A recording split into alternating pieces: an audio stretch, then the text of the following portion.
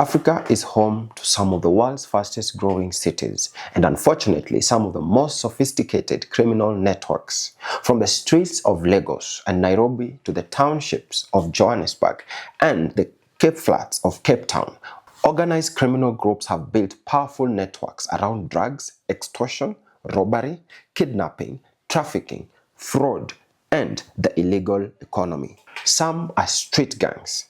Others are prison gangs, and some have evolved into international criminal networks capable of operating across multiple continents. But which ones are the most dangerous? In this countdown, we are looking at 10 of the most notorious criminal gangs and organized crime groups in Africa. And to keep the list focused, we're leaving out terrorist organizations, religious extremist groups, and rebel movements. This is not an official ranking. Instead, we are considering factors such as violence, criminal activities, longevity, organization, territorial influence, and international reach. We begin in South Africa's Western Cape, where gang culture has been deeply rooted for decades. At number 10 are the Americans, one of the major criminal gang alliances associated with Cape Town's Cape Flats. The gang emerged in the 1980s and became part of a larger world of rival street gangs competing for territory and control of lucrative criminal markets. The Americans have historically been associated with activities including drug trafficking, extortion, robbery, and the other forms of organized crime. Their influence is closely connected to the wider Cape Town gang ecosystem, where alliances and rivalries can shift over time. What makes the situation particularly dangerous is that these aren't simply groups of criminals committing isolated crimes. Some gangs have developed structures, leadership systems, territorial influence, and connections to other criminal organizations. South Africa's 2025 Organized Crime Index described major Western Cape gangs, including the Americans, as important players in drug distribution and extortion, with some groups increasingly moving into legitimate businesses and other sectors. For residents of affected communities, gang violence can become part of everyday life. Drug markets create demand, territorial disputes create violence, and business can become targets for extortion. The Americans are therefore an important part of understanding Cape Town's long-running organized crime problem. At number 9 are the 28, one of the three major groups traditionally associated with South Africa's infamous numbers gangs. Unlike ordinary street gangs, the numbers gangs have deep roots in South Africa's prison system. The broader number system is generally divided into the 26, 27s, and 28s, each with its own traditions, hierarchy, and functions. The system has existed for more than a century, developing out of criminal organizations connected to the country's mining and prison environments. The 28s became particularly associated with prison-based criminal power structures, but the influence of prison gangs hasn't necessarily remained behind prison walls. South Africa's organized crime environment has seen connections between prison gangs and street-level criminal organizations. The number system has also influenced the culture and organization of gangs outside prisons. The 28s are especially notorious because of their strict internal hierarchy and violent reputation. The result is an organization that isn't simply defined by individual criminals. It is a system, a hierarchy, a culture, and in some cases, a network that can survive even when individual members are in prison or killed. That longevity is one reason the numbers gangs remain such a significant part of South Africa's criminal landscape. Hard Livings. Staying in Cape Town, number 8 goes to the Hard Livings gang. Hard Livings is one of the best known gangs associated with the Cape Flats. Like other major Cape Town gangs, Hard Livings has historically been involved in drug markets, extortion, violence, and territorial competition. The Cape Flats are home to numerous gangs, and competition between them has contributed to decades of violence. These organizations can compete over neighborhoods, drug distribution routes, businesses, and other sources of income. But the criminal economy has evolved. Modern gangs aren't necessarily dependent on a single activity. They can diversify. Drug trafficking can exist alongside extortion. Extortion can overlap with legitimate businesses. And local gangs can develop relationships with larger transnational criminal networks. The 2025 Organized Crime Index reports that major Western Cape gangs, including the Hard Livings, have been involved in drug distribution and extortion, while criminal networks have increasingly penetrated legitimate economic sectors. That's what makes organized crime so difficult to eliminate. Remove one revenue stream and another can take its place. At number 7 is Mafite, a Nigerian criminal organization associated with the country's confraternity and cult gang environment. Mafite is particularly associated with southern Nigeria. Like several other Nigerian criminal groups, its origins are connected to university fraternities, but some such groups evolve into organizations involved in violent criminal activity. Mafite has been associated with territorial competition and organized crime. And Nigeria's criminal gang environment is particularly complicated because multiple groups compete with one another. Black Axe, Aye, Vikings, Mafite, and several other organizations. According to the European Union Agency for Asylum, Mafite has been particularly established in Edo State, while other confraternities have strongholds in different parts of southern Nigeria. These rivalries can become extremely violent. The danger isn't only the crimes committed by individual members, it's the competition between organizations. When groups fight over territory, influence, or criminal markets, ordinary communities can become caught in the middle. At number 6 is Supreme Aye Fraternity in Nigeria. Supreme Aye Fraternity is another major Nigerian criminal organization. Aye is one of the several fraternities that evolved far beyond their original student origins. The organization has been associated with violent crime and competition with rival groups, particularly in southern Nigeria. According to the European Union Agency for Asylum, Aye has been particularly active in Lagos, while other groups, including Black Axe and Vikings, have competed for territory and influence. This creates a criminal ecosystem where violence can be driven by rivalry rather than simply by individual profit. One gang expands, another tries to stop it, a territory changes hands, and the cycle continues. The Nigerian example also demonstrates an important evolution in organized crime. Some criminal organizations no longer need to control an entire neighborhood physically. Instead, they can maintain networks of members and associates who participate in different criminal activities. That makes them harder to identify and dismantle. At number 5, the Vikings in Nigeria.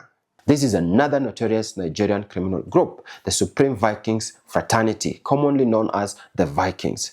The group is strongly associated with southern Nigeria, particularly areas including Edo and Delta states. Like other Nigerian fraternities, the Vikings have been involved in violent rivalries with competing criminal groups. These rivalries have contributed to deadly clashes over territory and influence. Nigeria's criminal landscape is particularly challenging because multiple gangs can operate simultaneously within the same region, and organizations can have overlapping criminal interests: kidnapping, extortion, drug trafficking, smuggling, and other illicit businesses. But there is another reason groups like the Vikings are significant. They demonstrate how criminal organizations can survive for generations. Even when governments arrest leaders, another generation of members can emerge. And when rival organizations remain active, the incentive for violence continues. Number 4 is Mungiki, one of the country's most notorious criminal organizations. Mungiki emerged in Kenya in the late 1980s and became associated with political violence, extortion, and control of parts of the informal economy. At its height, the organization was reported to have an enormous membership. In 2025, Africa Organized Crime Index describes Mungiki as one of Kenya's largest groups, with membership estimates exceeding 100,000, while also linking the organization to extortion, cattle rustling, and political influence. One of Mungiki's most important sources of power historically came from the informal transport sector. In Kenya, matatu routes can represent significant economic opportunities. Controlling a route or extracting money from people operating on it can generate enormous income. But Mungiki's history also demonstrates how organized crime can intersect with politics. During periods of political conflict, members were accused of participating in violence and intimidation. That connection between criminal groups and political actors makes gangs particularly difficult to eliminate. A gang with money is dangerous. A gang with political connection can be even more difficult to defeat. At number 3, Black Axe, Nigeria. This is where the list moves from traditional street gangs into truly transnational organized crime. Black Axe originated in Nigeria but has developed networks extending far beyond the country. The organization has been linked to crimes including cyber fraud, money laundering, drug trafficking, extortion, kidnapping, and human trafficking. Its international reach is what makes Black Axe particularly notorious. In 2024, Interpol coordinated Operations Jackal 3, a multinational operation targeting Black Axe and related criminal networks. The operation involved 21 countries and resulted in approximately 300 arrests. Black Axe has also operated in South Africa. In the United States, federal prosecutors charged alleged leaders of its Cape Town zone with wire fraud and money laundering conspiracies. This demonstrates something important about modern organized crime. A gang doesn't necessarily need to physically control a city to make money from it. A criminal network can sit thousands of kilometers away from its victims. It can use the internet to commit fraud, use financial networks to move money, and use associates in different countries to support its operations. That makes Black Axe one of the most internationally significant criminal organizations associated with Africa. At number 2, the 26th and 27th in South Africa. We're returning to South Africa, but this time to the other major branches of the numbers gang system. The 26th and 27th, together with the 28th, form one of the country's most notorious prison gang traditions. The system dates back to the late 19th and early 20th centuries and developed deep roots inside South African prisons. The numbers gangs developed complex hierarchies and rules. The 26th became associated with obtaining money and goods through schemes such as theft and fraud.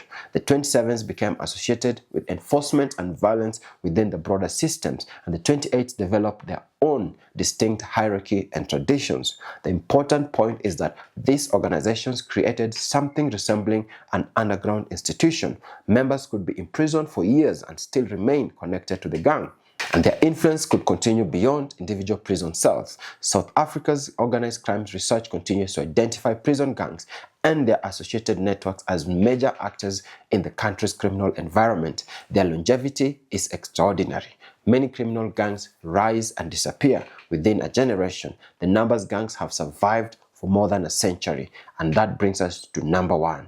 The Black Axe transnational criminal network in Nigeria. Yes, Black Axe appears again at number 1, but for a specific reason. If we are measuring international reach, technological sophistication, financial scale, and diversity of criminal activity, Black Axe stands out among African criminal organizations. The Africa Center for Strategic Studies has described Black Axe as one of Nigeria's most notorious transnational criminal organizations. Its networks have been identified across Africa, Europe, North America, South America, Asia, and the Middle East. Its criminal activities are diverse: cybercrime, fraud, money laundering, drug trafficking, extortion, kidnapping, and human trafficking. The group's alleged involvement in online fraud is particularly significant because the victims don't necessarily live anywhere near Nigeria.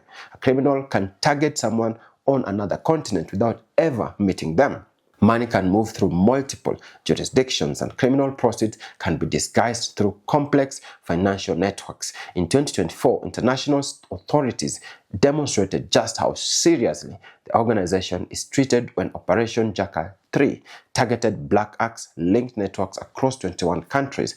Around 300 suspects were arrested in the operation. But perhaps the most important lesson is this: modern organized crime is no longer simply about a gang controlling a street corner. The most sophisticated criminal organizations can operate like international businesses, except their products and services are illegal.